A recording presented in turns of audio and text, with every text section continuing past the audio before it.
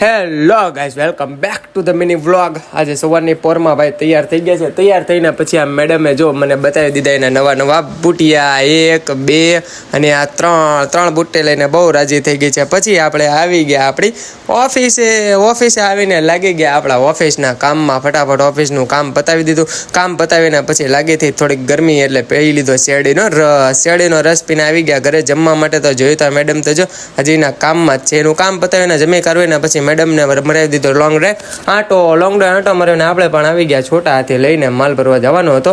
તો ત્યાં પહોંચી ગયા. પછી આવીને ઓફિસે મેચ જોઈ લીધી, મુંબઈ ઇન્ડિયન્સ વર્સિસ હૈદરાબાદ. જીતી ગયું મુંબઈ.